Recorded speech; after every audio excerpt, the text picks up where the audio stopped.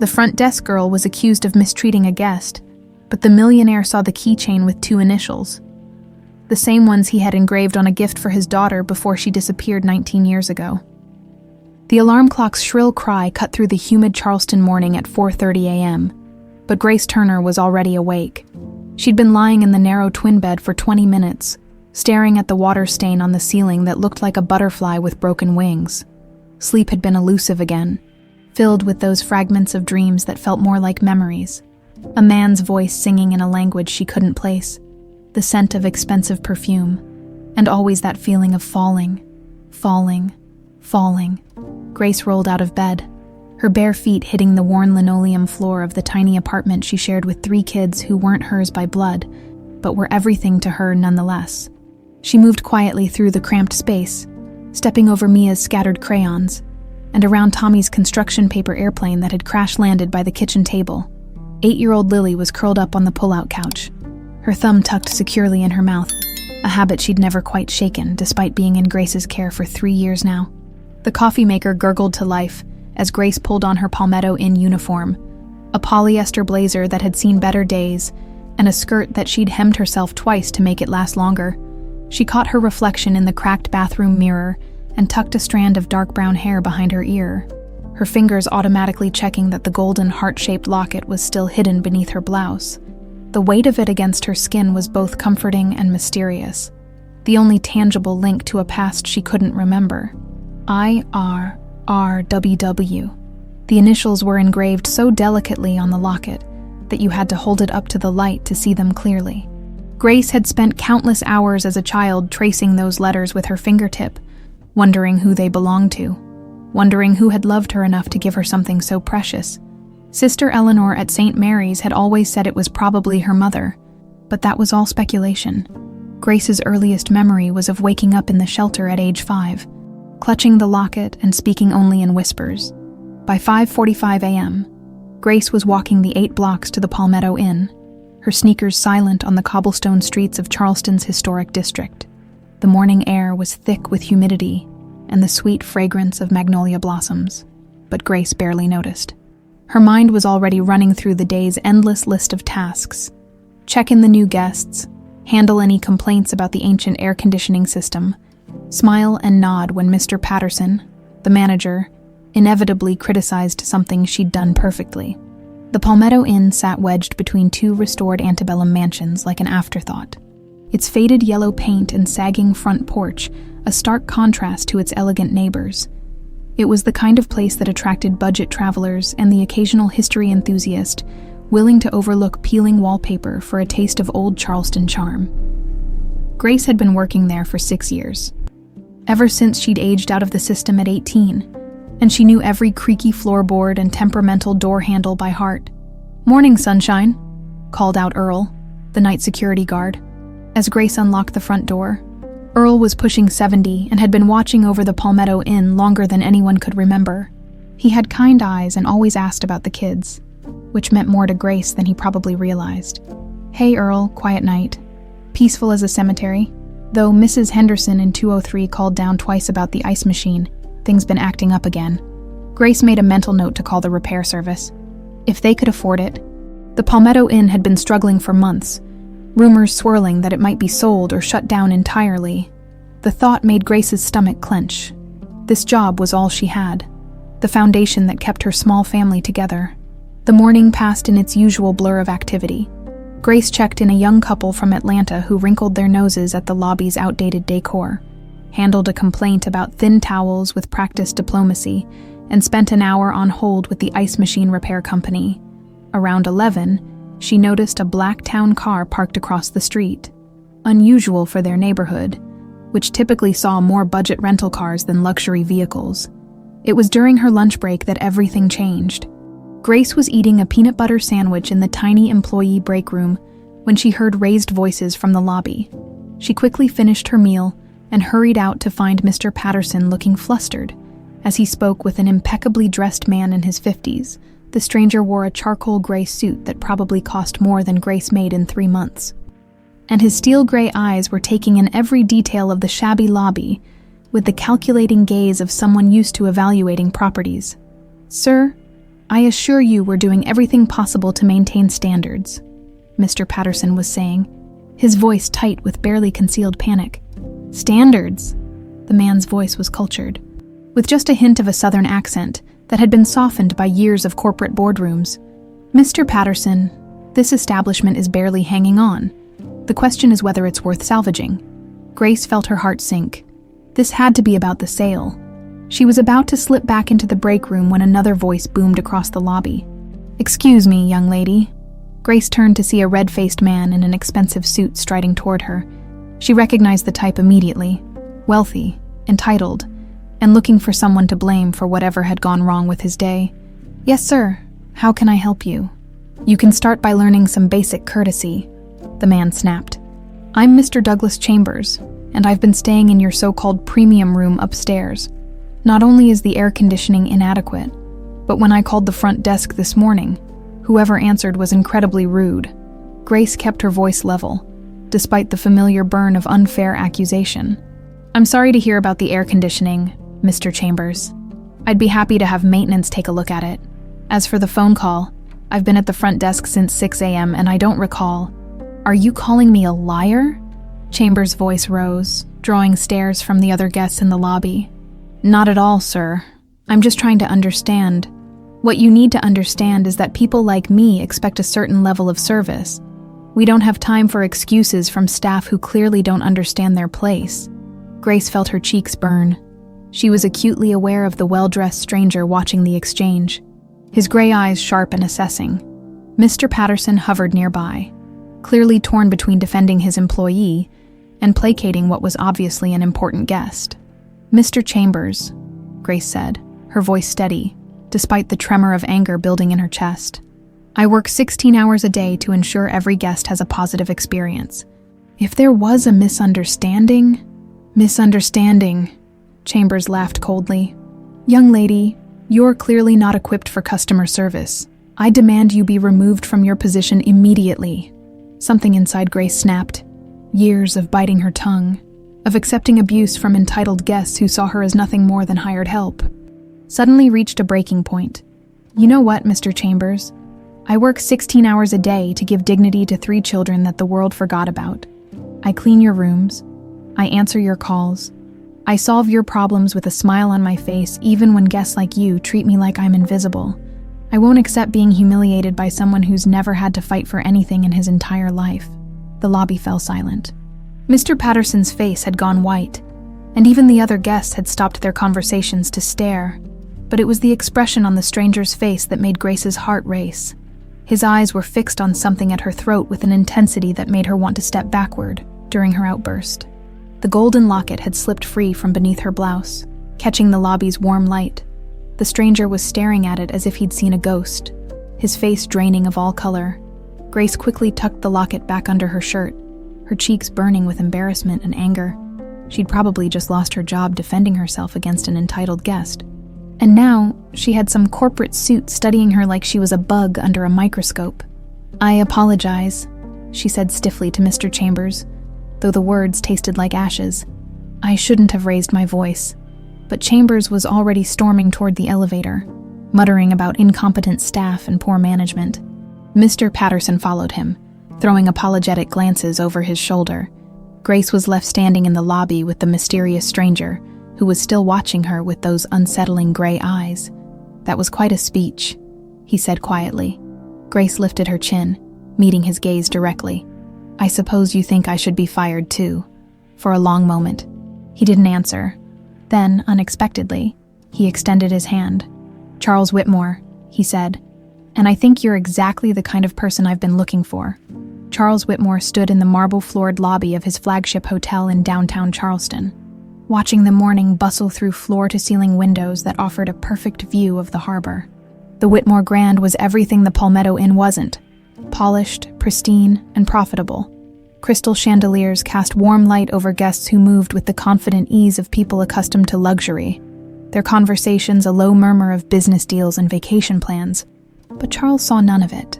His mind was trapped 19 years in the past, replaying the same nightmare that had haunted him for nearly 2 decades. March 12, 2006. The phone call that shattered his world. "Mr. Whitmore, We have your daughter.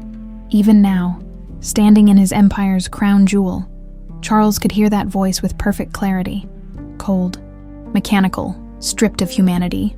Margaret had been grocery shopping with 5-year-old Isabel when they'd been taken from the parking lot of a suburban supermarket. Security cameras showed 3 men in a white van. After that, nothing but demands and terror. Charles had built his hotel empire from a single roadside motel inherited from his father.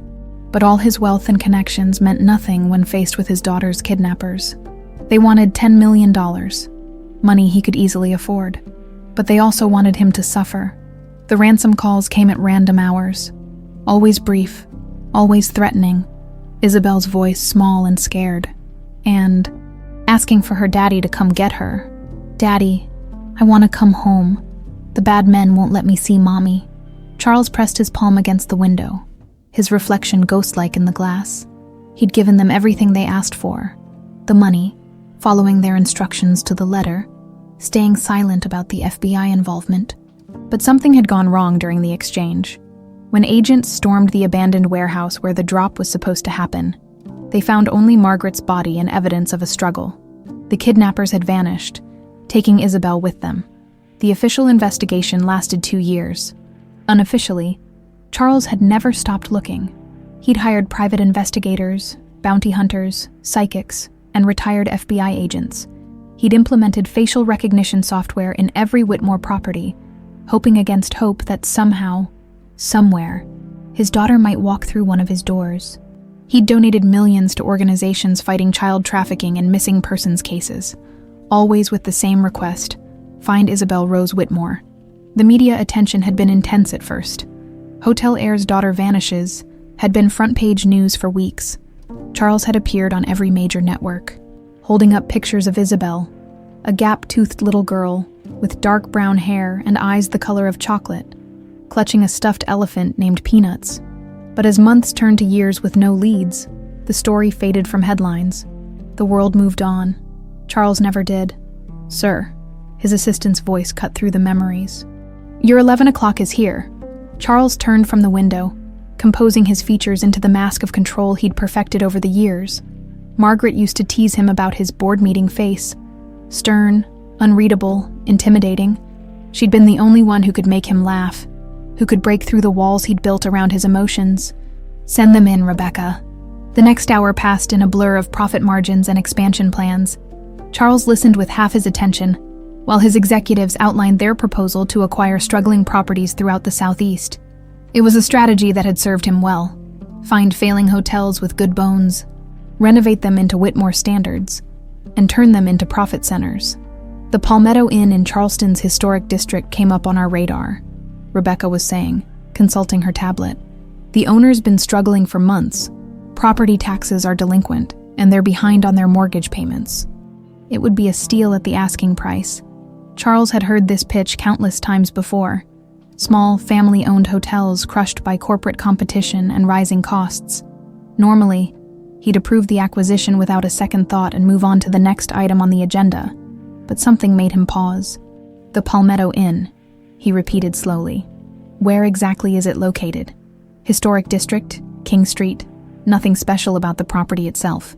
Probably needs a complete gut renovation, but the location has potential, and the price point makes it worth considering for our budget-friendly subsidiary, King Street." Charles knew that area well. He'd driven those cobblestone streets hundreds of times over the years, sometimes late at night when sleep eluded him. Charleston held too many memories.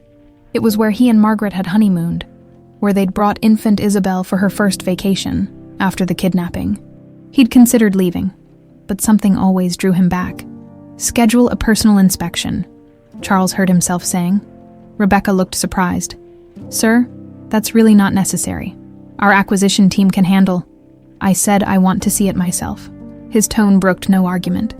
There was something about the Palmetto Inn that nagged at him, though he couldn't put his finger on what. Maybe it was the location, or maybe it was the restless energy that had been building in his chest for weeks now, a feeling he couldn't name or shake. That afternoon, Charles found himself in his private study, surrounded by the ghosts of his former life. This room hadn't changed since Margaret's death. Her books still lined the shelves. her reading glasses folded neatly on the side table where she'd left them that final morning. And there, in the place of honor above the fireplace, hung the portrait of his family, Charles, Margaret, and 5-year-old Isabel. Painted just months before everything fell apart, Isabel had been such a bright child, quick to laugh and endlessly curious about the world around her. She'd inherited Margaret's warm brown eyes and Charles's stubborn streak, along with an independence that both thrilled and terrified her parents. On the morning she was taken, she'd insisted on wearing her favorite dress, pale yellow with tiny flowers, and the gold locket that Margaret had given her as an early birthday present. The locket. Charles's chest tightened as he remembered Margaret fastening it around their daughter's neck just days before the kidnapping. "Iro," Margaret had explained to Isabel, showing her the tiny initials engraved on the heart-shaped pendant. "Isabel Rose Whitmore, so you'll always remember who you are and how much Mommy and Daddy love you." Isabel had been fascinated by the locket, constantly touching it and asking Margaret to tell her again what the letters meant. It was such a small thing, but it had represented so much. Identity, belonging, love. Charles had tried to find the locket after the kidnapping, hoping it might provide some clue to Isabel's whereabouts, but it had vanished along with his daughter. The intercom buzzed, pulling Charles back to the present. "Mr. Whitmore, I've scheduled your inspection of the Palmetto Inn for tomorrow afternoon, 2 o'clock. "Thank you, Rebecca." Charles remained in his study as evening shadows lengthened across the Persian rug. He often found himself here at the end of difficult days, talking to Margaret's portrait as if she could somehow hear him across the divide between life and death. "I don't know why I need to see this place," he said quietly to her painted smile. "It's just another failing hotel in a city full of them. But something's pulling me there, Maggie. Something I can't explain." The portrait offered no answers, but Charles imagined he could see understanding in Margaret's eyes. She'd always believed in intuition, in following feelings that couldn't be rationalized or explained away. "The heart knows things the mind hasn't figured out yet," she used to say as night fell over Charleston. Charles made a decision that would change everything. Tomorrow, he would drive to the Palmetto Inn. He would walk through its shabby lobby and evaluate its potential for renovation. It would be just another business transaction in a career full of them. But deep in his chest, something stirred, a mixture of hope and fear that he hadn't felt in years. For the first time since that terrible March day in 2006, Charles Whitmore felt like he was being called towards something instead of running away from it. He just had no idea that fate was finally ready to answer 19 years of desperate prayers. The Blacktown car pulled up to the Palmetto Inn at exactly 2 o'clock, its pristine exterior a stark contrast to the faded yellow building it parked beside. Charles Whitmore sat in the back seat for a moment, studying the property through tinted windows. The afternoon sun cast long shadows across King Street, and tourists wandered past with cameras and guidebooks, most of them giving the shabby inn only a cursory glance before moving on to more photogenic destinations. Charles had driven past this building hundreds of times over the years without really seeing it. Now, as he prepared to step out of the car, something about the place felt different, familiar, almost. The sensation was so strong it made his hands tremble slightly as he reached for the door handle. "I'll wait here, Mr. Whitmore," his driver said quietly. "Thank you, Marcus." The moment Charles stepped onto the sidewalk, the humid Charleston air enveloped him like a warm embrace. Magnolia blossoms perfumed the breeze, and somewhere in the distance, church bells chimed the hour. It was the kind of perfect southern afternoon that tourists came to Charleston to experience. But Charles barely noticed. His attention was fixed entirely on the Palmetto Inn's weathered front door. Inside, the lobby was exactly what he'd expected. Tired furniture, outdated decor, and the kind of worn-around-the-edges atmosphere that spoke of financial struggle. But there was something else. Too, despite its shabby appearance, the place felt cared for. The floors were spotless. Fresh flowers sat in a chipped vase on the reception desk, and someone had taken the time to arrange the lobby furniture in a way that maximized both comfort and the limited space. Mr. Whitmore, a nervous-looking man in his 60s, hurried forward, his hand extended. "I'm Bill Patterson, the manager. We're so honored to have you here, sir." So honored. Charles shook the man's hand, noting the genuine anxiety in Patterson's eyes. This was a man who knew his livelihood hung in the balance, who understood that this inspection could determine whether he had a job next month. "Mr. Patterson, I appreciate you accommodating my visit on such short notice." Of course. Of course, please. Let me show you around. We know the property needs some updating. But I think you'll find the bones are solid. Good bones, Mr. Whitmore. Very good bones. As Patterson launched into his nervous sales pitch. Charles found his attention wandering. There was something about this place that tugged at him, though he couldn't identify what. Maybe it was the way the afternoon light slanted through the windows, or the faint scent of lemon oil that spoke of careful maintenance despite limited resources. They were examining the ancient registration system when Charles heard raised voices from across the lobby. He turned to see a well-dressed man berating a young woman behind the front desk. The woman, Grace, he remembered from their brief introduction yesterday, was maintaining professional composure despite the man's increasingly aggressive tone. "Incredibly rude when I called this morning," the man was saying. Charles recognized him as Douglas Chambers, a real estate developer with a reputation for arrogance and a temper to match. "I'm sorry to hear about the air conditioning, Mr. Chambers," Grace replied, her voice steady. "I'd be happy to have maintenance take a look at it. As for the phone call, I've been at the front desk since 6 a.m. And I don't recall. Are you calling me a liar?" Charles found himself moving closer, drawn by something he couldn't name. There was something about the young woman's voice, about the way she held herself under pressure, that felt important, familiar.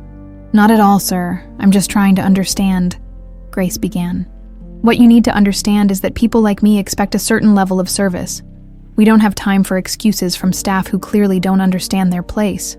Charles watched Grace's jaw tighten almost imperceptibly. He'd seen that expression before. Controlled anger fighting against the need to remain professional.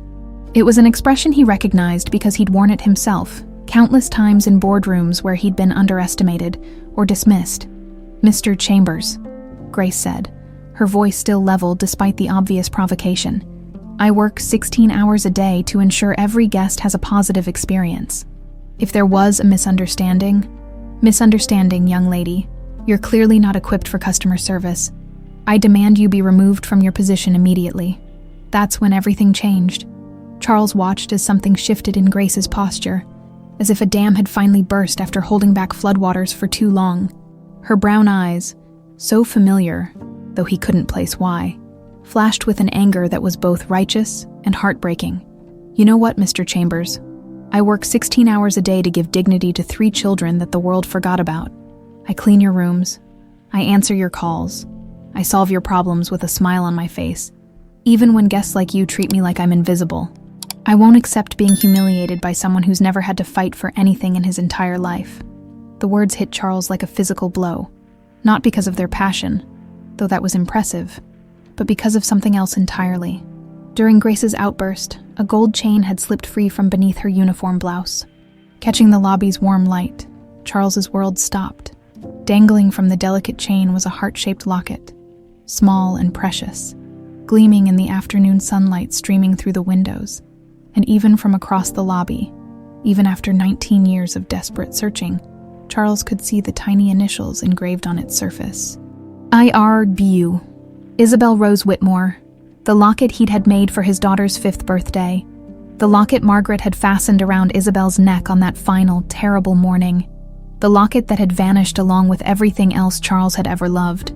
Charles felt the blood drain from his face as the lobby around him seemed to tilt and blur. His legs threatened to give way, and he reached out blindly for something to steady himself, his hand finding the back of a nearby chair. The voices around him faded to a distant buzz, as his mind struggled to process what his eyes were telling him. It wasn't possible. He'd searched for 19 years. He'd hired the best investigators, implemented the most advanced technology, followed every lead no matter how far-fetched. The locket had to be a coincidence, a cruel trick of fate, anything but what his heart was screaming it had to be. But even as rational thought tried to reassert itself, Charles found himself studying the young woman's profile with desperate intensity. Her dark brown hair, the stubborn set of her jaw, the way she moved with unconscious grace despite her obvious anger. "I apologize," Grace was saying, quickly tucking the locket back beneath her blouse. "I shouldn't have raised my voice." Charles barely heard her words. He was trapped in a moment of recognition so profound it felt like drowning and breathing for the first time simultaneously. This wasn't possible. This couldn't be happening. But that locket, Chambers stormed off toward the elevator, muttering complaints, with Patterson trailing behind him in obvious distress. Charles found himself alone in the lobby with Grace, who was watching him with curious brown eyes that seemed to look right through him. "That was quite a speech," Charles managed to say, his voice sounding strange to his own ears. Grace lifted her chin, meeting his gaze directly with a defiance that made his chest ache with recognition. "I suppose you think I should be fired too." For a long moment, Charles couldn't speak. He was looking at a young woman of 24, but all he could see was a 5-year-old girl with gap teeth and pigtails, clutching a stuffed elephant and asking him to read her one more story before bedtime. The same brown eyes, the same determined expression when she'd decided she was right about something, the same gold locket with the same impossible initials. "Charles Whitmore," he said finally, extending his hand on autopilot while his mind reeled. "And I think you're exactly the kind of person I've been looking for." The moment their hands touched, Charles felt something pass between them, a jolt of recognition that went deeper than conscious thought. Grace's eyes widened slightly, and for just an instant, she looked confused, as if she were trying to remember something important that hovered just beyond reach. "Grace Turner," she said softly, and even her name felt like a knife to his heart. Not Isabel, Grace, but that locket. Charles forced himself to maintain his composure even as his world crumbled and rebuilt itself around this impossible moment. 19 years of searching, 19 years of hoping and grieving and refusing to give up. And now, standing in the shabby lobby of a failing hotel, shaking hands with a young woman who had no idea who she really was, Charles Whitmore realized that sometimes the most important things in life found you when you'd stopped believing they ever would. Charles Whitmore hadn't slept in 48 hours. He sat in his private study at 3 a.m, surrounded by files, photographs, and computer screens displaying search results that had consumed every waking moment since leaving the Palmetto Inn. The portrait of his family watched over him from above the fireplace, Margaret's gentle smile and 5-year-old Isabel's gap-toothed grin serving as both inspiration and torment. The gold locket had changed everything.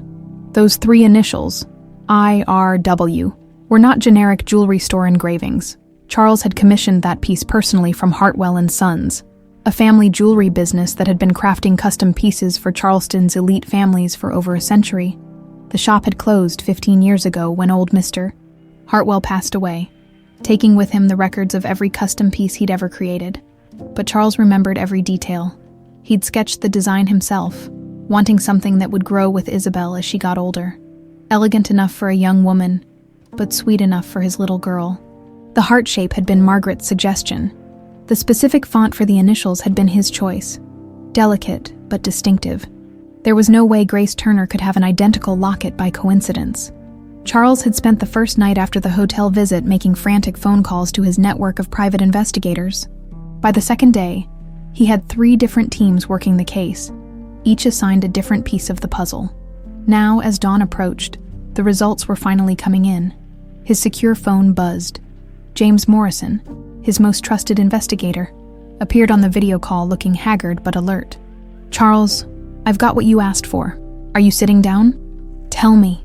Grace Turner arrived at St. Mary's Children's Shelter on March 15, 2006. She was found wandering downtown Charleston by Sister Eleanor Walsh around midnight, severely traumatized and nonverbal. The child appeared to be around 5 years old. Though she carried no identification and couldn't or wouldn't provide any information about her identity or family, Charles gripped the edge of his desk. March 15th was 3 days after Isabel's kidnapping. The intake report describes a little girl in shock. Morrison continued, consulting his notes. She'd been cleaned up by the time she reached the shelter, but Sister Eleanor noted signs that she'd been sleeping rough.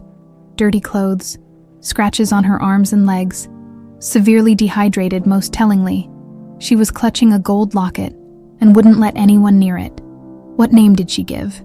That's where it gets interesting. For the first 2 weeks, she didn't speak at all. When she finally started talking, she whispered the name Grace and clung to it like a lifeline. The staff assumed it was her real name, and when no family came forward and no missing persons reports matched her description, they made it official. Grace Turner. Turner being the surname the state assigns to children with unknown origins. Charles felt his chest tighten. The systematic way his daughter's identity had been erased was both efficient and heartbreaking. A traumatized 5-year-old, clutching the only link to her real family, transformed into just another orphan in an overburdened system. "There's more," Morrison said gently. "I managed to track down Sister Eleanor. She's retired now, but she remembered Grace vividly. Apparently the child had night terrors for months, screaming for her daddy and mama, describing fragments of memories that the staff assumed were trauma-induced fantasies. A man in a suit reading bedtime stories, a woman who smelled like flowers and sang in another language, a big house with lots of windows. Every detail hit Charles like a physical blow. He'd read to Isabel every night, usually still wearing his business clothes when he came home from long days at the office. Margaret had worn the same Chanel perfume for years and had sung Italian lullabies she'd learned from her grandmother. Their home in the Battery had floor-to-ceiling windows overlooking Charleston Harbor. "Sister Eleanor said something else," Morrison continued. "She always suspected Grace wasn't telling them everything. There were little things. The way she knew how to use silverware properly. Her vocabulary was more advanced than most children from troubled backgrounds. And she had this habit of humming a specific melody that wasn't from any children's song the staff recognized." Charles's throat constricted. "Did she remember the melody?" She hummed a few bars over the phone. "Charles, it's Stella di Mare, the Italian lullaby Margaret used to sing." The phone slipped from Charles's numb fingers. Stella di Mare had been Margaret's favorite lullaby, passed down from her Italian grandmother. She'd sung it to Isabel every night, and Charles had caught his daughter humming it countless times throughout the day. It wasn't a well-known song, certainly not something a random orphan would know. Charles picked up the phone with trembling hands. "What happened to the kidnappers? Did your team find anything?" That's where the trail goes cold in some ways, but gets clearer in others. Raymond Carter, the man who orchestrated the kidnapping, died in prison in 2019, but before he died, he gave a deathbed confession to a cellmate about a job that went wrong in Charleston. The cellmate came forward last year as part of a plea deal, and the details match your case perfectly. Morrison's expression grew somber. According to the confession, Margaret fought back harder than they expected during the ransom exchange. When she tried to grab Isabel and run, Carter panicked and shot her. The other kidnappers freaked out. This was supposed to be about money, not murder. They fled with Isabel, but they were terrified of being caught with a kidnapped child after killing her mother. Charles closed his eyes, the familiar grief for Margaret mixing with a new, terrible understanding of what his daughter had endured. They drove around for hours, arguing about what to do. Finally, Carter ordered them to clean the child up and abandon her somewhere she'd be found quickly. He figured a traumatized 5-year-old wouldn't be able to identify them, and if she was found alive, it might reduce their sentences if they were caught. But she was never reported missing from Charleston, Charles said, his voice hoarse. The kidnapping happened in Columbia. Exactly. They dumped her in a different city, assuming someone else's problem would become someone else's responsibility. The Charleston authorities had no reason to connect a found child to a kidnapping that happened 2 hours away. Different jurisdictions, different databases. In 2006, information sharing wasn't what it is today. Charles felt a familiar rage building in his chest, not just at the kidnappers, but at the system that had failed his daughter so completely. If the right connections had been made, if the right questions had been asked, Isabel could have been home within days instead of lost for 19 years. "There's one more thing," Morrison said quietly. "I pulled the original missing persons report from 2006. The description of Isabel Rose Whitmore matches Grace Turner perfectly.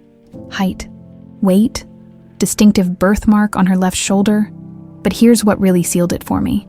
The report mentions that Isabel had a habit of twisting her hair when she was nervous or concentrating." Charles looked up sharply. "Grace does that. I noticed it too when I watched the security footage from the hotel. She twisted her hair 3 times during her confrontation with that guest. Same motion, same hand, same unconscious gesture. Charles, I've been doing this for 25 years, and I've never seen a stronger case for identification, even without DNA evidence. The circumstantial evidence is overwhelming." Charles ended the call and sat in silence as the first rays of dawn painted the Charleston sky pink and gold. Somewhere across the city, the young woman he now knew was his daughter was probably getting ready for another 16-hour workday, completely unaware that her entire world was about to change. The gold locket hadn't been a coincidence or a cruel trick of fate.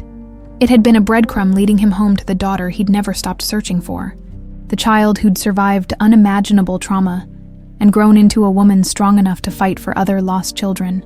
Grace Turner was Isabel Rose Whitmore. His little girl had been found. Now Charles faced the most important challenge of his life, figuring out how to bring her home without destroying the person she'd become in the process. Grace Turner had always been good at reading people, but Charles Whitmore was proving to be an impossible puzzle. It had been a week since their encounter at the Palmetto Inn, and she still couldn't shake the strange feeling that had washed over her when they'd shaken hands. There had been something in his eyes, a mixture of shock, pain, and something else she couldn't identify. Recognition, maybe, but that was impossible. She would have remembered meeting someone like Charles Whitmore. Now she found herself working in the executive offices of Whitmore Hospitality, surrounded by marble floors and mahogany furniture that probably cost more than she'd made in her entire life. The job offer had been unexpected and generous, assistant to the executive development team, with a salary that would finally allow her to move the kids out of their cramped apartment and into something with actual bedrooms. "Grace, could you bring me the Charleston property files?" Rebecca Martinez, Charles's executive assistant, called from her pristine desk. Of course. Grace gathered the thick folders, noting how her hands trembled slightly. She'd been experiencing strange moments like this all week, brief episodes where she felt disconnected from reality, as if she were watching herself from a distance. The Whitmore building's 32nd floor offered stunning views of Charleston Harbor, but Grace found herself avoiding the windows. Something about the sight of water stretching to the horizon made her chest tighten with an anxiety she couldn't explain. Instead, she focused on learning her new responsibilities and trying not to feel completely out of place among the designer suits and confident business conversations. It was during her lunch break, eating a sandwich in the employee break room, that the first real episode hit. Grace was flipping through a travel magazine someone had left behind when she came across an article about Italian coastal towns. The page featured a photograph of a sunset over the Mediterranean, and suddenly the break room around her seemed to dissolve. She was small, maybe 4 or 5, sitting on someone's lap in a big chair by a window. The person holding her was humming softly, a melody that felt like home. The tune was in a language she didn't understand, but the voice was warm and loving, making her feel completely safe. "Stella di mare, bambina mia," the voice sang softly. "Little star of the sea," Grace gasped, the magazine slipping from her fingers as she returned to the present. Her heart was racing, and she could swear she still heard the echo of that gentle voice. She looked around the empty break room, half expecting to see someone else there, but she was alone. These weren't normal memories.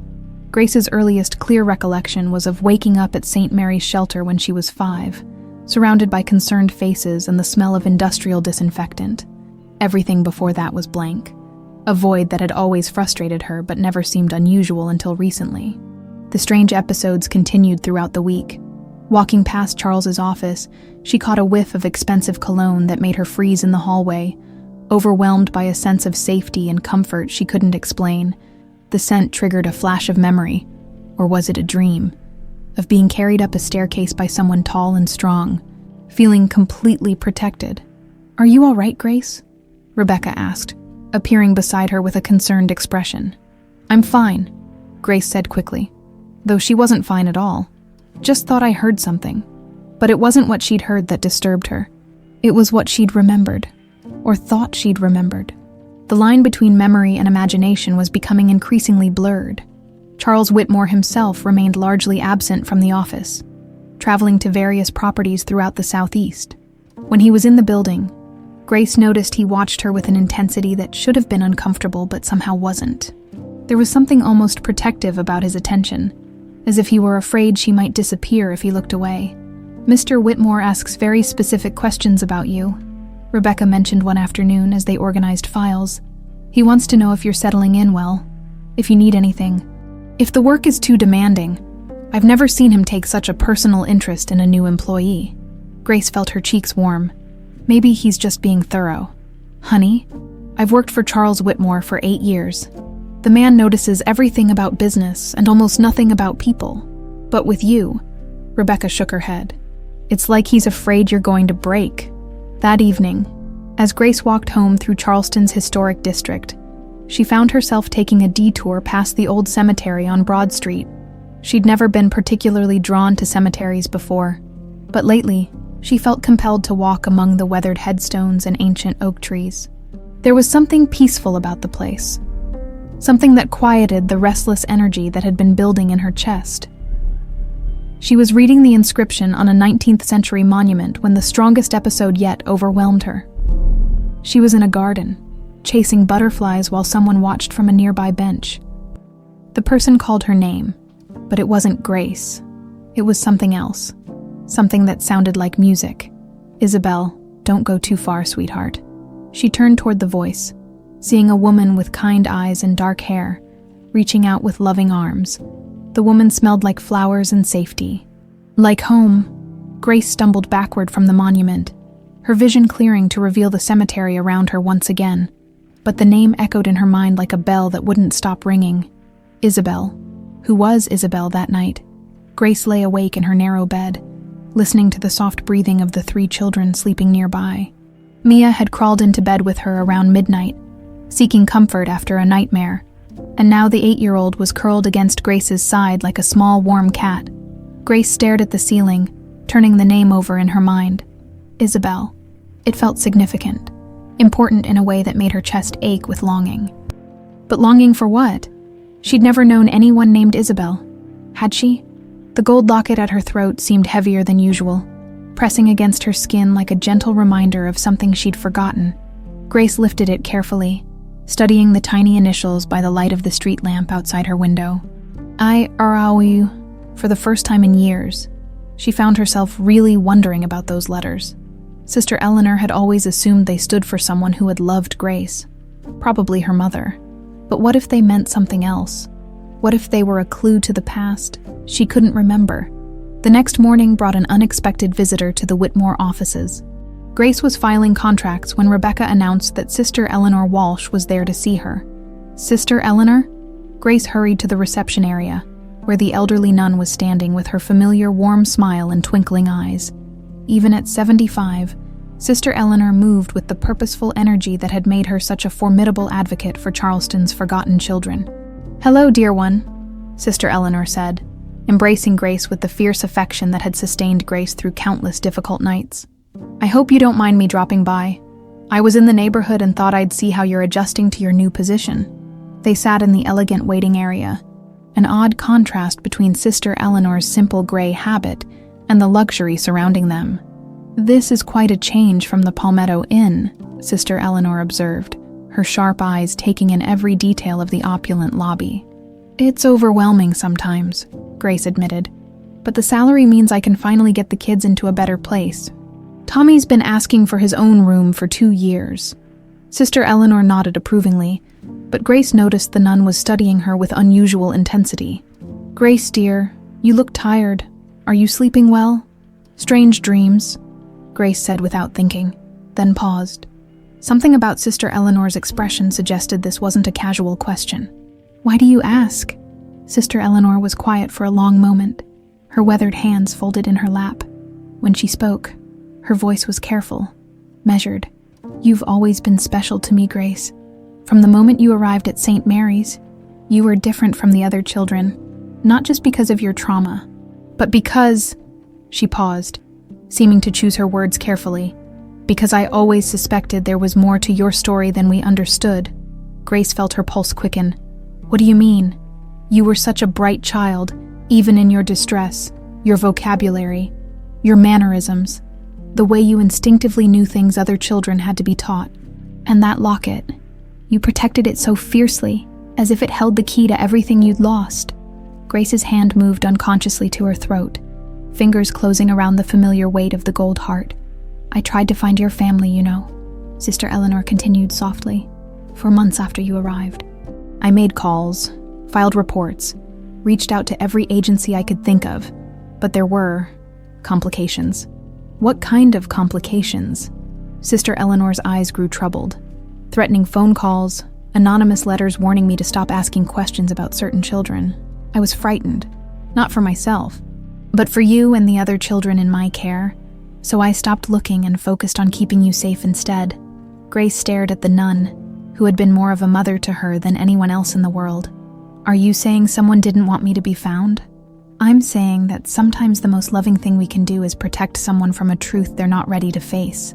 Sister Eleanor reached over and squeezed Grace's hand.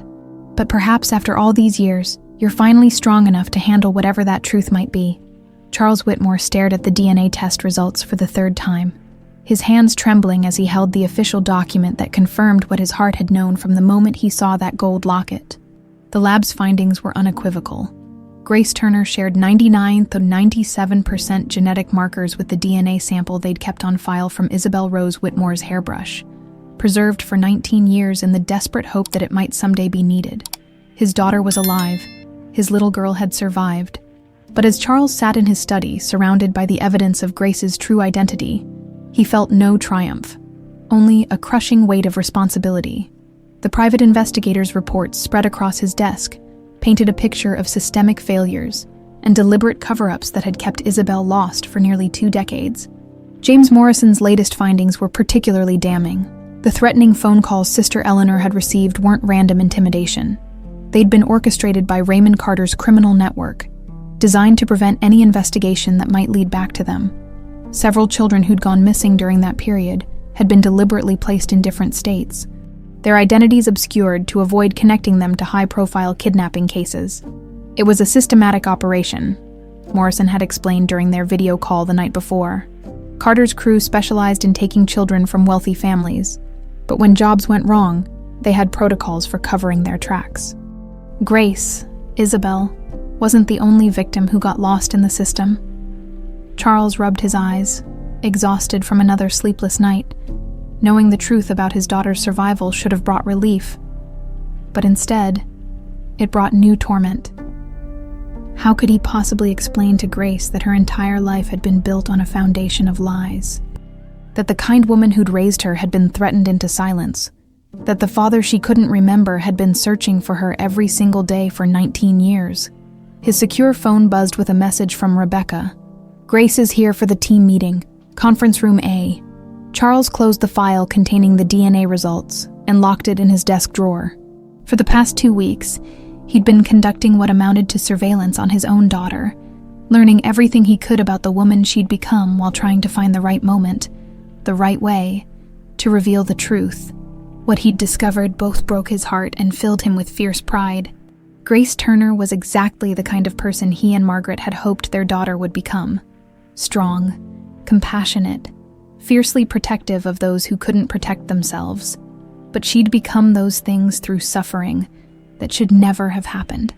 Through a childhood of abandonment and struggle that could have been avoided if he'd been a better father. A more careful protector, Charles made his way to Conference Room A, where the development team was already assembled around the polished mahogany table. Grace sat near the far end, taking notes in a small notebook, her dark hair twisted into the same nervous habit he remembered from when she was 5.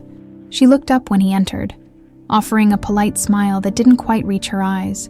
She'd been different lately, more distracted, more prone to those moments where she seemed to disappear into her own thoughts. Charles suspected the memories were starting to surface, triggered by her proximity to him and the familiar environment of luxury that had once been her world. "Good morning, everyone," Charles said, taking his seat at the head of the table. "I know we're here to discuss the Charleston Historic District acquisitions, but I wanted to start with some exciting news about the Palmetto Inn project." Grace looked up sharply, her pen pausing over her notebook. "As you know, we've completed the acquisition, and I'm pleased to announce that we'll be converting the property into something unprecedented for Whitmore Hospitality, a residential facility for children aging out of the foster care system." The room erupted in surprised murmurs, but Charles kept his attention focused on Grace. Her face had gone pale, and her hand had moved unconsciously to her throat, where the gold locket lay hidden beneath her blouse. "The facility will provide housing, education support, and job training for young adults between 18 and 25 who have nowhere else to go," Charles continued. "We'll be partnering with local organizations, including St. Mary's Children's Shelter, to identify candidates who could benefit from the program." Grace's notebook slipped from her fingers, clattering to the table. "St. Mary's," she whispered, Yes, Sister Eleanor Walsh has agreed to serve as an advisor for the program. I believe you know her personally. Grace nodded slowly, her brown eyes wide with confusion, and something that might have been recognition. She raised me at the shelter. The room fell silent. Charles could feel the weight of everyone's attention, but he kept his focus on Grace, watching as pieces of understanding began to click into place in her mind. The funding for this project is coming from a private foundation, Charles said quietly, one that's been supporting missing children causes for nearly 20 years. The foundation was established by a man who lost his daughter and spent his life trying to bring missing children home to their families. Grace's breathing had become shallow, and Charles could see her struggling to process what he was telling her. He wanted to reach out to her, to offer comfort, but he knew that any sudden movement might send her fleeing. "Grace," he said gently, "I'd like to speak with you privately after the meeting." She nodded mutely, her face still pale with shock. The rest of the meeting passed in a blur of budget discussions and timeline reviews that Charles barely heard. His attention was entirely focused on Grace, who sat frozen in her chair, staring at her hands folded in her lap. When the other team members finally filed out, she remained seated, as if her legs wouldn't support her. Charles waited until they were alone before speaking. "Grace, I know this is confusing, and I know you've been experiencing some unusual memories lately." Her head snapped up, her eyes wide. "How do you know about the memories?" "Because I think you're starting to remember who you were before you became Grace Turner." Charles moved carefully to the chair beside her, close enough to offer comfort, but far enough to give her space to run if she needed to. "I think you're starting to remember being Isabel." The name hit her like a physical blow. Grace gasped, her hand flying to her chest where the locket lay hidden. "I don't understand," she whispered. "Who is Isabel? Why do I keep hearing that name in my dreams?" Charles reached into his jacket pocket and withdrew a photograph, the last picture taken of his family before the kidnapping. It showed him and Margaret sitting on their garden bench, with 5-year-old Isabel between them, all three of them laughing at something outside the camera's frame. With trembling hands, Grace took the photograph. Charles watched as her face went through a series of expressions: confusion, recognition, denial, and finally, a kind of terrible understanding. "This little girl," she said slowly, touching Isabel's face in the photograph. She looks like you," Charles finished softly. "Because she is you, Grace. You are Isabel Rose Whitmore. You're my daughter." The photograph fluttered to the table as Grace shot to her feet, backing away from him with wild eyes. "No," she said, shaking her head violently. "No, that's not possible. I'm Grace Turner. I'm an orphan from St. Mary's. I don't have a family. You have me," Charles said, rising slowly from his chair. "You've always had me.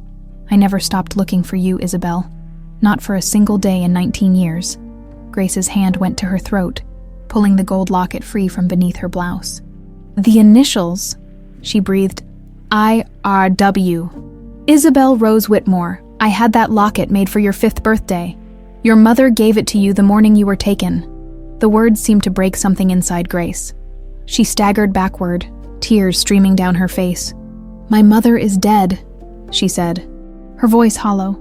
"My mother died when I was 5, and she left me alone, and your mother died trying to protect you," Charles said, his own voice breaking. "Margaret died because she loved you more than her own life, and she gave you that locket, so you would always know who you were, even if you couldn't remember." Grace was shaking her head, backing toward the door. "This isn't real. This can't be real. I would remember. I would know if I had a father who loved you more than anything in the world," Charles finished, "who read you stories every night and taught you to ride a bicycle and sang Italian lullabies when you had nightmares about monsters under your bed." Grace stopped moving, her face crumpling with recognition and pain. "Stella di Mare," she whispered. "Little Star of the Sea," Charles said softly. "Margaret's grandmother taught her that song, and she sang it to you every night before bed." Grace collapsed into the chair behind her, her whole body shaking with sobs that seemed to come from the deepest part of her soul. "I remember," she choked out. "Oh God, I remember the garden and the butterflies and your voice reading stories and her perfume and the way you carried me upstairs when I fell asleep and then they took you away." Charles said, kneeling beside her chair. "And I'm so sorry, sweetheart. I'm so sorry I couldn't protect you." Grace looked up at him through her tears, and for a moment, Charles saw not the strong, independent woman she'd become, but the frightened 5-year-old who'd been torn from everything she'd ever known. "Daddy," she whispered, and Charles's world finally, after 19 years of darkness, began to heal. The word daddy hung in the air between them like a bridge spanning 19 years of separation. And for one perfect, crystalline moment, Charles felt his heart heal from wounds he'd thought would never stop bleeding. But the moment shattered as quickly as it had formed. Grace, Isabel, jerked backward in her chair as if she'd been burned, her face cycling through confusion, recognition, and then a terrible, dawning horror. "No," she whispered, pressing her hands against her temples. No, this isn't happening. This can't be happening."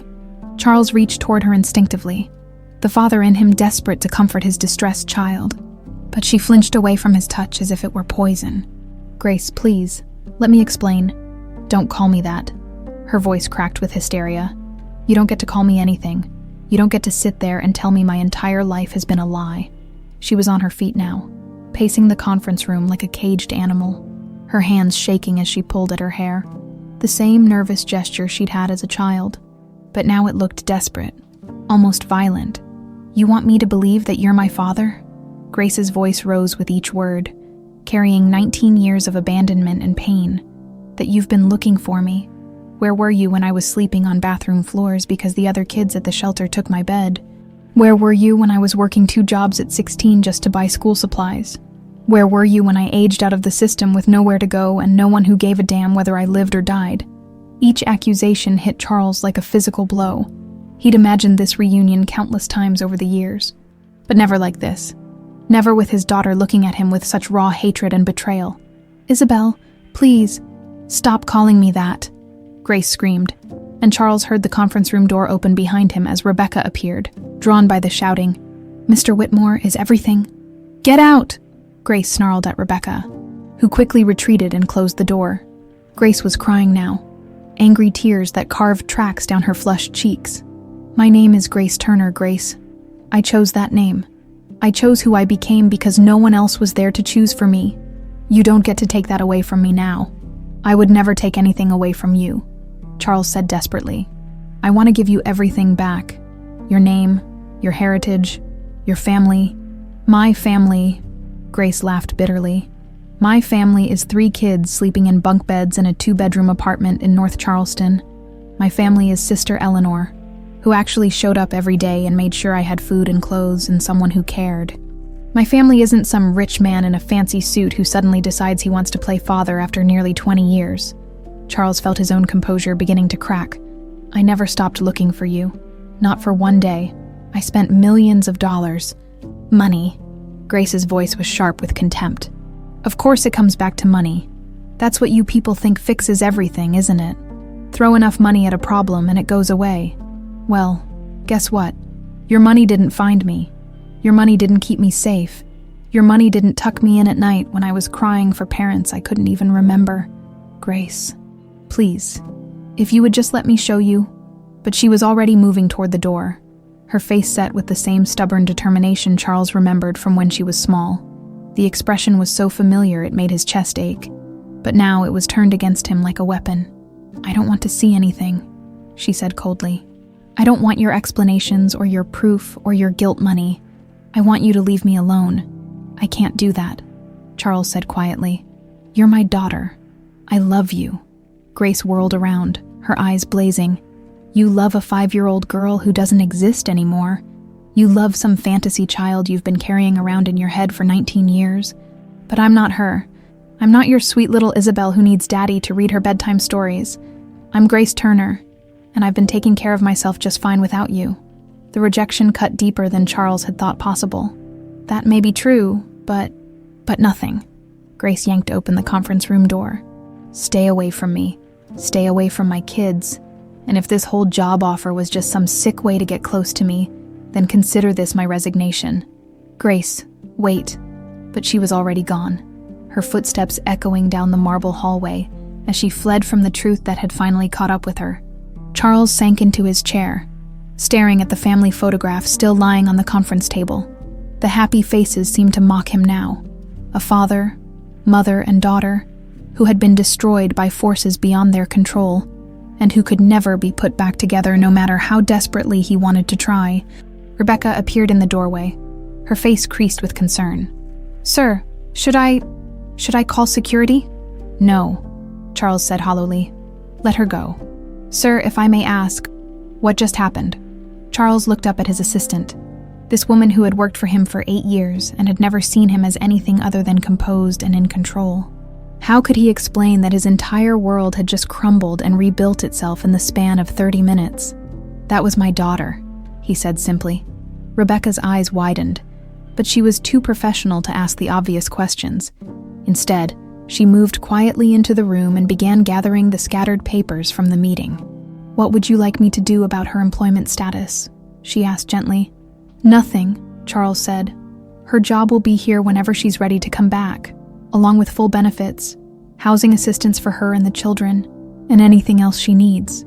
And if she doesn't come back," Charles picked up the photograph of his family and studied Isabel's gap-toothed smile, "then I'll find another way to help her, from a distance, if that's what she needs." Rebecca nodded and quietly left him alone with his thoughts. Charles sat in the empty conference room as the afternoon sun slanted through the tall windows, casting long shadows across the polished table. He thought about the little girl in the photograph, who had trusted him completely and believed he could protect her from anything. He thought about the young woman who had just walked out of his life, who had survived 19 years of struggle and hardship without him. Most of all, he thought about Margaret and what she would say if she could see him now. "You always were impatient, Charles." He could almost hear her gentle voice. "You want to fix everything immediately, but some things can't be rushed. Love isn't about possession or control. It's about being there when someone needs you, even if they don't know they need you yet." Charles pulled out his phone and dialed a familiar number. "James, it's Charles. I need you to do something for me. I want you to make sure Grace Turner and her 3 children have everything they need. Anonymously, rent paid, utilities covered, groceries delivered, medical care, anything. But she can never know it's coming from me." "Charles, are you sure that's wise?" "If she finds out, she won't," Charles said firmly, "because you're going to make it look like it's coming from someone else. Create a foundation, use a different name, whatever you have to do. But I want those children safe and cared for, and I want Grace to never have to worry about money again. And if she discovers the truth..." Charles stood up and walked to the window, looking out over Charleston Harbor, where the evening light was beginning to fade. "Then at least she'll know that her father never stopped loving her, even when she couldn't love him back." He ended the call and remained at the window as darkness fell over the city. Somewhere out there, his daughter was probably packing her few belongings and preparing to disappear again. But this time, Charles wasn't going to make the mistake of trying to force his way back into her life. This time, he was going to love her the way she needed to be loved.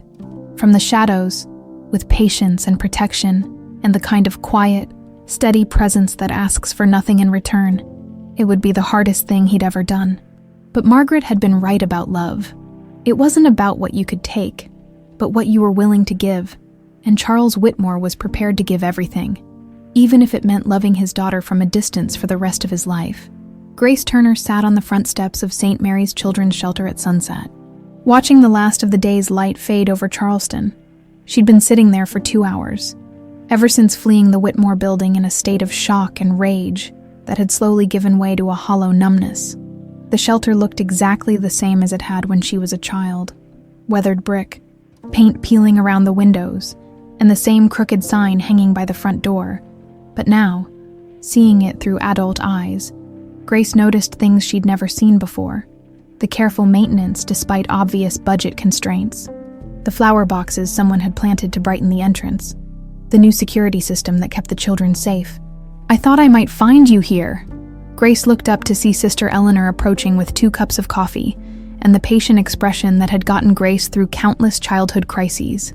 "Sister," Grace said, accepting the warm cup gratefully, "I'm sorry for showing up like this. I know you're busy with the evening routine." "Nonsense." Sister Eleanor settled beside her on the concrete steps, with the careful movements of someone whose joints weren't as young as they used to be. "You're always welcome here, dear one. This is your home, no matter how far you travel from it." They sat in comfortable silence for several minutes, watching the streetlights flicker on along the quiet residential street. Finally, Sister Eleanor spoke. "You saw him today, didn't you, Charles Whitmore?" Grace's head whipped around. "How did you—" "Because he came to see me yesterday," Sister Eleanor said gently. "He told me everything, Grace, about who you really are, about what happened to you, about the 19 years he spent searching." Grace felt tears burning behind her eyes. "So you knew, all this time, you knew who I was." "I suspected," Sister Eleanor admitted. "From the very beginning, there were things about you that didn't add up. Your vocabulary was too advanced, your mannerisms too refined for a child who'd grown up in poverty. And that locket," she gestured to where the gold heart lay against Grace's throat. "I made some discreet inquiries over the years, but the answers I found were too dangerous to pursue." "Dangerous how?" Sister Eleanor was quiet for a long moment, her weathered hands wrapped around her coffee cup. "The men who took you weren't just kidnappers, Grace. They were part of a larger organization that specialized in making children disappear. When I started asking questions about missing children with your description, I received very clear warnings to stop looking." Grace felt a chill that had nothing to do with the evening air. "What kind of warnings?" "Phone calls threatening the other children in my care. Anonymous letters describing exactly where certain children walked to school, what time they left the building, how easy it would be for accidents to happen." Sister Eleanor's voice was steady, but Grace could see the old fear flickering in her eyes. "I had 43 children depending on me for safety. I couldn't risk their lives for the possibility of reuniting one child with her family." The weight of that decision, and the courage it had taken to make it, settled over Grace like a heavy blanket. Sister Eleanor had sacrificed the chance to send Grace home in order to protect dozens of other vulnerable children. "I'm sorry," Grace whispered. "I'm so sorry you had to make that choice." "I'm not sorry," Sister Eleanor said firmly, "because look what you became, Grace. Look at the woman you grew into despite everything that happened to you. You're strong, compassionate, fiercely protective of those who can't protect themselves. That didn't happen by accident. That happened because you chose to let your pain make you better, not bitter." Grace felt fresh tears spilling down her cheeks. "But what if I made the wrong choice today? What if I was so angry about the past that I couldn't see what he was trying to offer me now? What was he trying to offer you?" "Everything," Grace said, her voice breaking. "A family, a name, a place to belong. And I threw it all back in his face because I was so furious that he hadn't found me sooner." Sister Eleanor set down her coffee cup and turned to face Grace directly. "Do you remember what I used to tell you when you had nightmares about the bad men?" Grace smiled through her tears. "That healing happens in layers, like an onion. You can't peel away all the hurt at once, or you'll fall apart." "Exactly. And falling apart is exactly what you would have done if Charles Whitmore had tried to overwhelm you with too much truth all at once. Sometimes the heart needs time to prepare for the miracles it's been praying for," as if summoned by their conversation. Grace's phone buzzed with a text message. She glanced at it expecting to see a message from one of the kids, but the sender was unknown. "Your rent for next month has been paid by an anonymous benefactor through the Charleston Community Foundation. Additional support services are available if needed. Please contact us for more information." Grace stared at the message, her heart racing. "Sister Eleanor, look at this." The nun read the message and sighed. "Grace, there's something else I need to tell you about my conversation with your father yesterday. He's not my—" Grace began, then stopped. The automatic denial felt hollow now, worn out by hours of internal struggle. "What did he say?" "He asked me how he could help you without interfering in your life. He wanted to know what you needed most. What would make the biggest difference for you and the children you care for?" Grace's throat constricted. "And what did you tell him?" "I told him that you're too proud to accept charity from someone you don't trust, but too practical to let the children suffer if help was available through other means." Sister Eleanor's eyes twinkled with gentle mischief. "I may have mentioned that the Charleston Community Foundation was looking for families to support through their new housing initiative." "He's paying our rent," Grace said, the realization hitting her like a physical blow. "Among other things, I suspect. Charles Whitmore is a man who expresses love through action. Grace. He spent 19 years searching for you not because he expected anything in return, but because loving you was the only way he knew how to honor your mother's memory and keep hope alive. Grace buried her face in her hands. I told him I hated him. I told him to stay away from us. And yet he's still taking care of you. Sister Eleanor pointed out gently. That's what parents do, dear one. They love their children even when those children can't love them back. Grace's phone buzzed again. This time it was a message from the children's clinic where she took Tommy for his asthma treatments. Your family's medical expenses have been covered through a charitable foundation grant. All future appointments and medications will be provided at no cost. Then, another message. This one from Mia's school. We're pleased to inform you that your daughter has been selected for our new scholarship program, which will cover all educational expenses including supplies, uniforms, and extracurricular activities. Grace stared at the phone as message after message appeared, each one representing another burden lifted from her shoulders, another worry she wouldn't have to carry alone. He's taking care of everything, she whispered. The way he should have been able to 19 years ago, Sister Eleanor said softly. Grace, I know you're frightened. I know accepting help feels like admitting weakness, but sometimes the bravest thing we can do is let someone love us the way we deserve to be loved. Grace looked up at the shelter that had shaped her, at the woman who had saved her, at the phone that was filled with evidence of a father's quiet devotion. For the first time since that devastating conversation in the conference room, she allowed herself to consider the possibility that Charles Whitmore wasn't trying to control her or buy her forgiveness. Maybe he was just trying to be the father he'd never had the chance to be. What do I do now? Grace asked. Sister Eleanor smiled and patted Grace's hand with the same gentle touch that had comforted countless frightened children over the decades. Now you take some time to let your heart catch up with your head. You let yourself grieve for the childhood you lost and the father you couldn't remember, and when you're ready, not because you have to, but because you want to, you decide whether you're brave enough to let someone love you unconditionally. Grace nodded, clutching the phone that had become a lifeline she hadn't known she needed. In the distance, church bells chimed 9 o'clock, and Grace realized that somewhere across the city, a man was probably sitting alone in an empty house, wondering if his daughter would ever forgive him for loving her too much and finding her too late. For the first time in hours, Grace felt something other than anger stirring in her chest. It felt almost like hope. 3 weeks had passed since Grace's explosive confrontation with Charles Whitmore, and the mysterious support had continued like clockwork. Groceries appeared on their doorstep every Tuesday. Utility bills were quietly paid before Grace even saw them. Tommy's inhaler prescriptions were refilled without charge, and Lily had new shoes that actually fit properly. Grace had tried to be angry about the anonymous assistance, but it was hard to maintain righteous indignation when 8-year-old Mia was excitedly showing off her new art supplies, or when Tommy could breathe easily for the first time in months. Whoever was helping them understood exactly what they needed, and provided it with such discretion that Grace sometimes wondered if she was imagining the whole thing. But she knew she wasn't imagining it, and she knew exactly who was behind it. On a rainy Thursday morning, Grace found herself standing outside the Whitmore Hospitality Building, staring up at the gleaming windows and trying to work up the courage to go inside. She'd walked past the building every day for 2 weeks, always telling herself she was just taking a different route to the grocery store or the library. Today, she'd finally admitted the truth. She wanted to see him. Not to apologize. She wasn't ready for that yet. Not to thank him for the help. That felt too much like admitting she needed him. She just wanted to understand why a man she'd rejected so completely was still treating her with such careful kindness. Grace was still standing on the sidewalk in the drizzle when Rebecca Martinez appeared beside her, holding a large black umbrella. "Ms. Turner," Rebecca said warmly, extending the umbrella to cover them both. "I thought that was you. Are you all right? You look like you're trying to solve the world's most complex math problem." Grace managed a weak smile. "Something like that. I wanted to. You wanted to see Mr. Whitmore," Rebecca finished gently. Grace nodded, feeling foolish and exposed.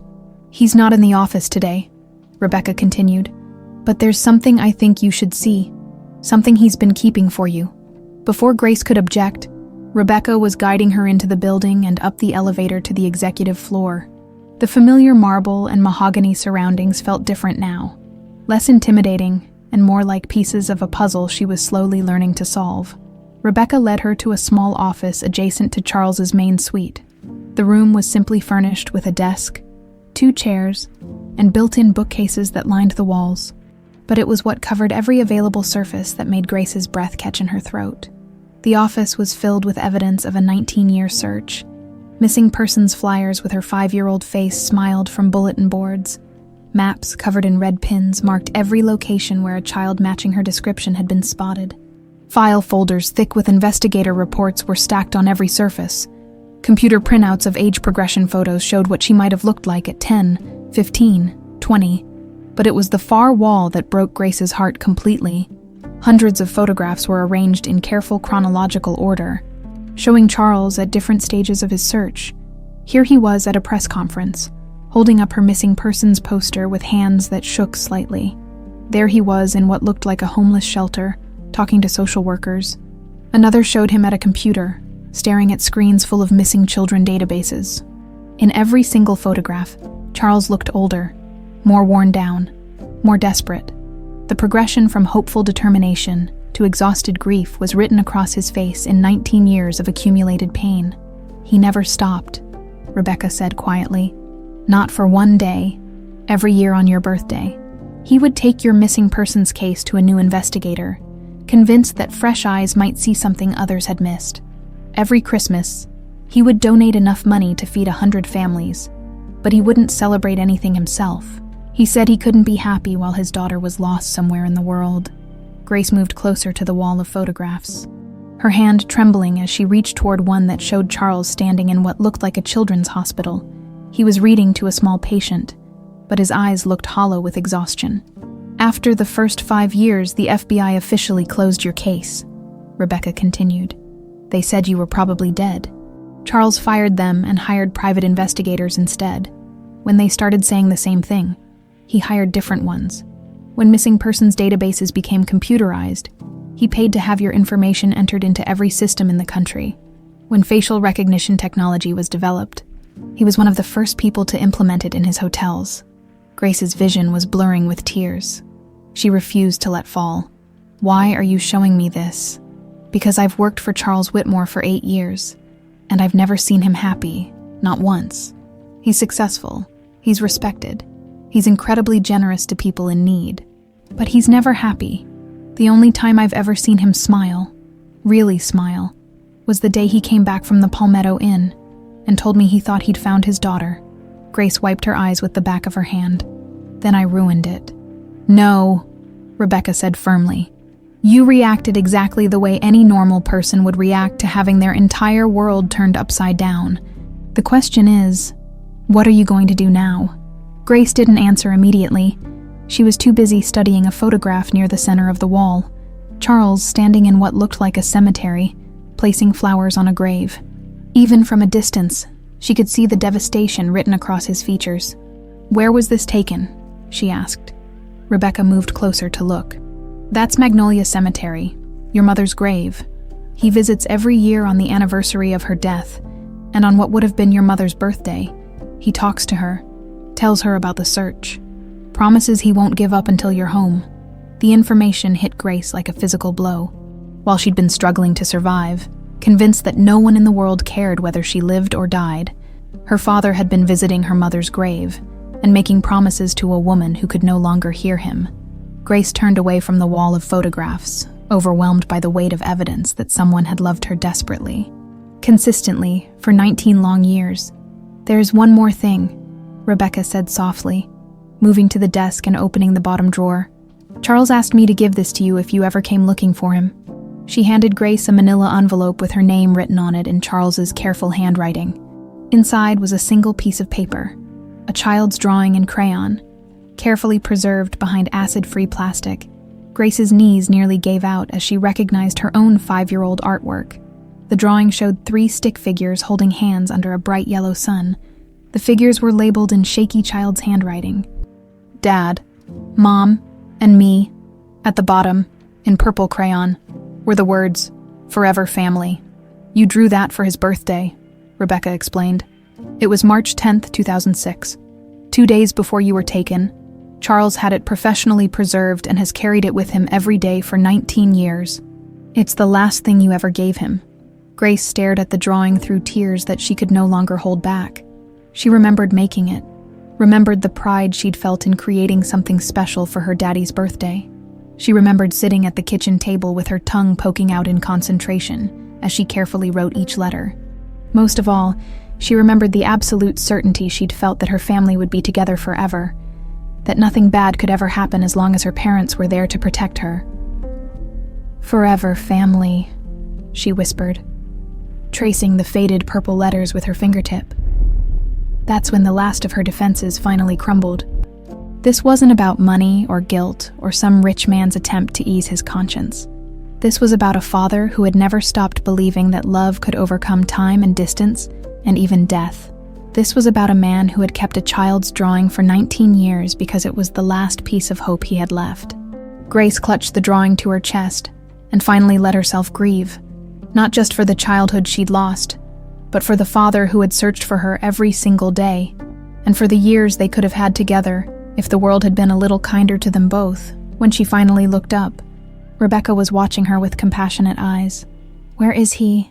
Grace asked, her voice hoarse with emotion. Rebecca smiled. "Where he always is on Thursday afternoons. Magnolia Cemetery, Section 12. Talking to your mother about the daughter he's never stopped loving." Grace was already moving toward the door. The drawing pressed against her heart like a talisman. It was time to go home. Grace found him exactly where Rebecca had said he would be. Charles Whitmore knelt beside a marble headstone in Magnolia Cemetery, Section 12, his expensive suit jacket draped over a nearby bench, as he carefully arranged white lilies around the base of the monument. Even from a distance, Grace could see the care he took with each flower, the reverence in his movements as he tended to his wife's grave. The headstone was elegant in its simplicity. Margaret Rose Whitmore, beloved wife and mother, 1975-2006, forever in our hearts. Grace stood 50 feet away beneath the drooping branches of an ancient oak tree, clutching her 5-year-old drawing and trying to find the courage to approach. The late afternoon sun filtered through Spanish moss, casting dancing shadows across the peaceful cemetery, and she could hear the distant murmur of Charles's voice as he spoke quietly to the woman who could no longer answer. "I found her, Maggie," Charles was saying, his voice carrying clearly in the still air. "Our little girl is alive, and she's incredible. You would be so proud of the woman she's become. Strong and brave and so fierce about protecting the people she loves. She has your heart, your compassion, your ability to see the best in people even when they've given up on themselves." Grace felt tears welling up as she listened to her father's one-sided conversation with her mother. "She hates me right now, and I don't blame her. I tried to force 19 years of love on her all at once instead of letting her set the pace. You always said I was too impatient, that I wanted to fix everything immediately." Charles laughed softly, but it was a sound full of pain. "I scared her away, just like I was always afraid I would. But I'm not giving up, Maggie. I can't. She's our daughter, and she needs to know that someone has loved her every single day of her life, even when she couldn't remember us." Grace took a shaky step forward, then another. The movement caught Charles's attention, and he turned, his face cycling through shock, hope, and careful caution as he recognized her. For a long moment, they simply looked at each other across the hallowed ground, a father and daughter separated by 19 years of grief, guilt, and misunderstanding, but connected by a love that had never died. "Grace," Charles said softly, rising slowly to his feet. I didn't know you were. Rebecca told me where to find you," Grace said, her voice barely above a whisper. She held up the preserved drawing, and she gave me this. Charles's face crumpled with emotion as he recognized the artwork he'd carried with him for nearly 2 decades. "You kept it," Grace continued, moving closer. "All these years you kept my drawing. It was all I had left of you," Charles said, his voice breaking. "The last thing you gave me before they took you away. I couldn't let it go, because letting it go would have meant letting you go, and I couldn't do that. I could never do that." Grace was close enough now to see the tears streaming down his face, close enough to see the 19 years of searching and hoping and grieving written in the lines around his eyes. "I remember drawing it," she said softly. "I remember sitting at the kitchen table and being so excited because I was making something special for your birthday. I remember writing forever family, because I thought we really would be together forever. We will be, Charles said desperately. Grace, if you'll let me try again, if you'll give me a chance to do this right. Dad, Grace interrupted, and the words stopped Charles mid-sentence. His eyes widened as if he couldn't believe what he'd heard. Dad, Grace repeated, stronger this time.